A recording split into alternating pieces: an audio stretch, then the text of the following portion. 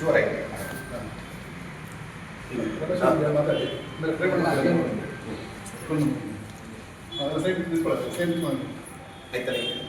ಹಂಗೆ ಬರ್ತದೆ ಆಗುತ್ತಲ್ವಾ? ಭಾರತೀಯ ಜನತಾ ಪಾರ್ಟಿಯ ನಾನೆಲ್ಲ ಈ ದಿವಸ ನಾವು ಕಚೇರಿಯಲ್ಲಿ ನಮ್ಮ ಪಕ್ಷದ ಶಾಸಕಾಪಕರು ಪ್ರಪಂಚ ಕಂಡಂಥ ಶ್ರೀರಾಮಚಂದ್ರ ಮಹಾರಾಜ್ ಕಿ ಜೈ, ಶ್ರೀರಾಮಚಂದ್ರ ಮಹಾರಾಜ್ ಕಿ ಜೈ.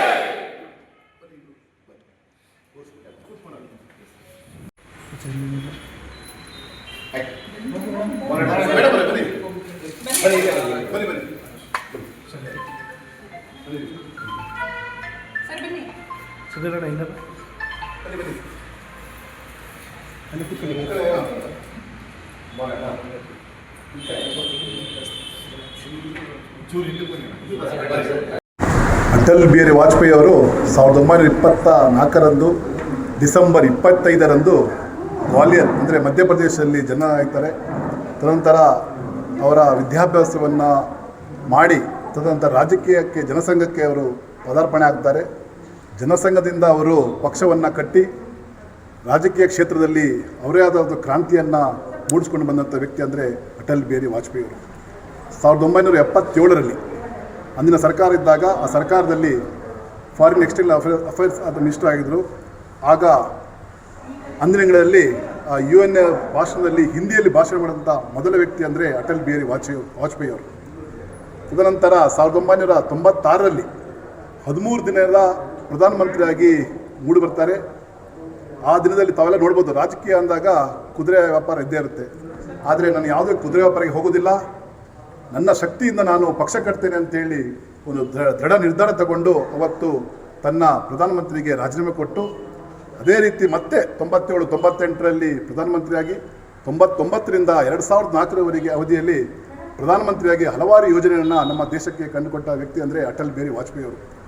ಅವರ ಹಲವಾರು ಯೋಜನೆಗಳು ಇವತ್ತು ಸಹ ಕಾರ್ಯರೂಪ ಇದೆ. ಯಾಕೆಂದರೆ ಬಹಳ ಮುಖ್ಯವಾದಂಥ ಯೋಜನೆಗಳಂದರೆ ನಾವು ನೋಡ್ಬೋದು, ಕಾಶ್ಮೀರದಿಂದ ಕನ್ಯಾಕುಮಾರಿ ಬರುವಂಥ ಚತುಷ್ಪಥ ರಸ್ತೆಗಳು.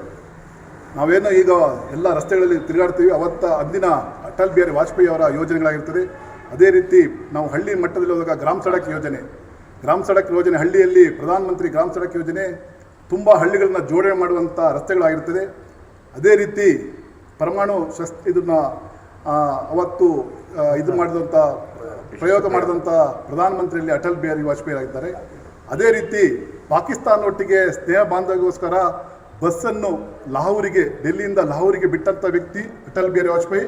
ಅದೇ ರೀತಿ ನಾವೇನು ಕಮ್ಮಿ ಇಲ್ಲ, ಅವ್ರಿಗೂ ಪ್ರತಿಸ್ಪರ್ಧ ಅವರು ತೊಂದರೆ ಕೊಟ್ಟಾಗ ಕಾರ್ಗಿಲಲ್ಲಿ ಯುದ್ಧ ಮಾಡಿ ವಿಜಯನ್ನು ಸಾಧಿಸಿದಂಥ ವ್ಯಕ್ತಿ ಅಂದರೆ ಅಟಲ್ ಬಿಹಾರಿ ವಾಜಪೇಯಿ ಅವರು. ಅದೇ ರೀತಿ ಯಾವುದೇ ಒಂದು ಮುಖ್ಯ ಬಂದಾಗ ದೇಶ ಮುಖ್ಯ, ಪಕ್ಷಕ್ಕಿಂತ ದೇಶ ಮುಕ್ತಿ ಅಂತವನ್ನು ನಮ್ಮೆಲ್ಲ ಕಾರ್ಯಕರ್ತರಿಗೆ ಹೇಳಿಕೊಟ್ಟ ವ್ಯಕ್ತಿ ಅಂದರೆ ಅಟಲ್ ಬಿಹಾರಿ ವಾಜಪೇಯಿ ಅವರು. ಯಾಕೆಂದರೆ ಪಕ್ಷಕ್ಕಿಂತ ದೇಶ ಮುಖ್ಯ, ನನ್ನ ವ್ಯಕ್ತಿಗಿಂತ ಪಕ್ಷ ಮುಖ್ಯ ಅಂತ ಹೇಳಿದೆ. ಯಾಕೆಂದರೆ ಯಾವುದೇ ಒಬ್ಬ ರಾಜಕೀಯ ವ್ಯಕ್ತಿ ಏನೆಂದರೆ ಸಣ್ಣ ಸ್ವಾರ್ಥ ಇರುತ್ತೆ, ಆದರೆ ಅಟಲ್ ಬಿಹಾರಿ ವಾಜಪೇಯಿಗೆ ಯಾವುದೇ ಒಂದು ಸ್ವಾರ್ಥ ಇಲ್ಲದೆ ಪಕ್ಷಾತೀತವಾಗಿ ಅವರು ಒಂದು ಕಂಡಂಥ ವ್ಯಕ್ತಿ. ತಾವು ಸದನದಲ್ಲಿ ನೋಡ್ಬೋದು, ಯಾವುದೋ ಪಕ್ಷದವರಾದರೂ ಅಟಲ್ ಬಿಹಾರಿ ವಾಜಪೇಯಿ ಅವರು ಭಾಷಣ ಮಾಡ್ತಾರೆ ಅಂದರೆ ಎಲ್ಲ ಒಂದು ಸೈಲೆಂಟ್ ಪಿನ್ ಡ್ರಾಪ್ ಸೈಲೆನ್ಸ್ ಇದ್ದಾಗೆ ಆ ಭಾಷಣ ಕೇಳ್ತಾರೆ. ಎಲ್ಲ ಪಕ್ಷದ ವ್ಯಕ್ತಿಗಳು ಅವ್ರನ್ನ ಗುಣಗಾನ ಮಾಡ್ತಾರೆ. ಅಜಾತ ಶತ್ರು ಅಂತ ವ್ಯಕ್ತಿ ಅಂತ ಅಟಲ್ ಬಿಹಾರಿ ವಾಜಪೇಯಿ ಅವರು ಮೂಲತಃ ಕವಿನೂ ಆಗಿರ್ತಾರೆ. ಯಾಕೆಂದರೆ ತನ್ನ ಕವನದಲ್ಲಿ ಹಲವಾರು ಕವನವನ್ನು ಬರೆದಿದ್ದಾರೆ. ಅದೇ ರೀತಿ ಹಲವಾರು ಯೋಜನೆಗಳನ್ನು ಅವರು ನಮ್ಮ ಕಾರ್ಯಕರ್ತರಿಗೆ ಅವರ ಆದರ್ಶವನ್ನು ನಮಗೆ ಮಾಡಿಕೊಟ್ಟಿದ್ದಾರೆ. ಅದರಿಂದ ನಾವೆಲ್ಲ ಭಾರತೀಯ ಜನತಾ ಪಾರ್ಟಿಯ ಕಾರ್ಯಕರ್ತರು ಯಾವತ್ತೂ ಅವರಿಗೆ ಚಿರಋಣಿ ಆಗ್ತೀವಿ. ಯಾಕೆಂದರೆ ಇವತ್ತೇನಾದ್ರು ಪಕ್ಷ ಇಷ್ಟು ಬೆಳೆದಂದರೆ ಅದಕ್ಕೆ ಮೂಲ ಕಾರಣ ಅಟಲ್ ಬಿಹಾರಿ ವಾಜಪೇಯಿ ಇರ್ಬೋದು, ಅಡ್ವಾಣಿ ಇರ್ಬೋದು.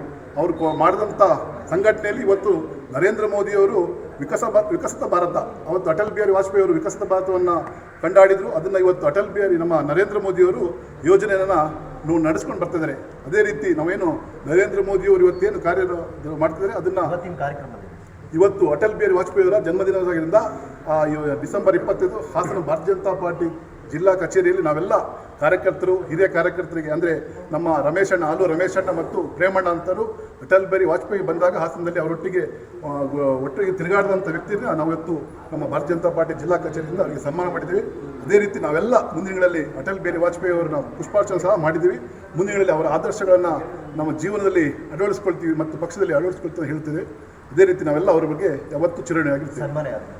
ನಮ್ಮ ಹಿರಿಯ ಕಾರ್ಯಕರ್ತರಂಥ ಆಲೂರು ರಮೇಶ್ ಅಣ್ಣಗೂ ಮತ್ತು ನಮ್ಮ ಹಾಸನದ ಪ್ರೇಮಣ್ಣ ಅವರಿಗೆ, ಅವರು ಪ್ರೇಮ್ ಕುಮಾರ್ ಅವರಿಗೆ ಇಬ್ಬರಿಗೆ ನಾವು ನಮ್ಮ ಭಾರತೀಯ ಜನತಾ ಪಾರ್ಟಿ ಹಾಸನ ಜಿಲ್ಲಾ ಕಚೇರಿ ವತಿಯಿಂದ ಸನ್ಮಾನ ಮಾಡ್ತೀವಿ. ಬಿಹಾರಿ ವಾಜಪೇಯಿ ಅವರ 101ನೇ ಜನ್ಮ ದಿನೋತ್ಸವವನ್ನು ಆಚರಿಸ್ತಾ ಇದ್ದಾರೆ. ಬಂಧುಗಳೇ, ಅಂದಿನ ದಿನಮಾನಸದಲ್ಲಿ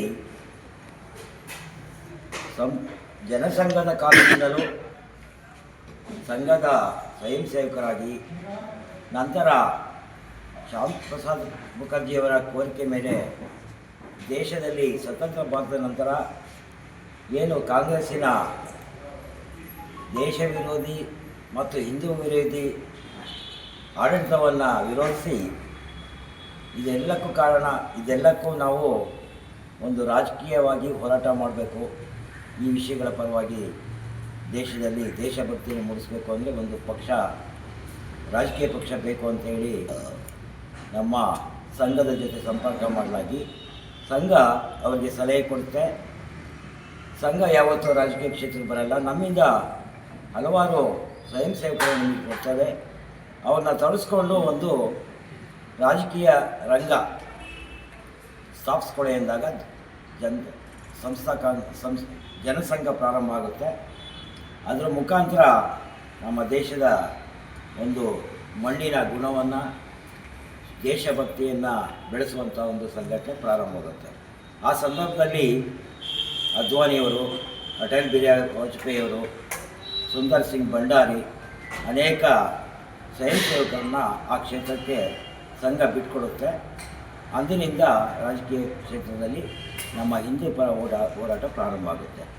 ಬಂಧುಗಳೇ, ನಾವು ಚಿಕ್ಕಂದಾಗಲೂ ಕೂಡ ಸಂಘದ ಸಂಪರ್ಕದಲ್ಲಿದ್ದುಕೊಂಡು ಹೆಚ್ಚಿನ ರಾಜಕೀಯ ಕ್ಷೇತ್ರಕ್ಕೆ ಬರಲಿಕ್ಕೆ ನಮ್ಮೆಲ್ಲ ಪ್ರಭಾವಗಳಿಂದ ವ್ಯಕ್ತಿ ಅಟಲ್ ಬಿಹಾರಿ ವಾಜಪೇಯಿ ಅವರ ಒಂದು ದೇಶಭಕ್ತಿ, ಅವರ ಒಂದು ಅಜಾತಶತ್ರು ಮೈಗೂಡಿಸ್ಕೊಟ್ಟಿದ್ದಂಥ ಗುಣಗಳನ್ನ ಮೆಚ್ಚಿ ನಾವೆಲ್ಲರೂ ಕೂಡ ಅಂದಿನ ದಿನದಲ್ಲಿ ಗಟ್ಟಿಯಾಗಿ ಜನಸಂಘದ ಮುಖಾಂತರ ಭಾರತೀಯ ಜನತಾ ಪಾರ್ಟಿಯಲ್ಲಿ ಗಟ್ಟಿಯಾಗಿ ನಾವೆಲ್ಲರೂ ಕೂಡ ತೊಡಗಿಸ್ಕೊಂಡು ಪಕ್ಷ ಸಂಘಟನೆಯನ್ನು ಇಲ್ಲಿವರೆಗೂ ಕೂಡ ದೇಶ ಮೊದಲು ಅನ್ನೋ ತತ್ವದಲ್ಲೇ ಸಿದ್ಧಾಂತಕ್ಕೆ ಬದ್ಧರಾಗಿ ನಾವೆಲ್ಲರೂ ಕೂಡ ಗಟ್ಟಿಯಾಗಿ ಭಾರತೀಯ ಜನತಾ ಪಾರ್ಟಿ ಉಳ್ಕೊಳ್ಳೋಕ್ಕೆ ಕಾರಣ ಅಂತ ಹೇಳಿ ನಾನು ಹೇಳ್ತೇವೆ.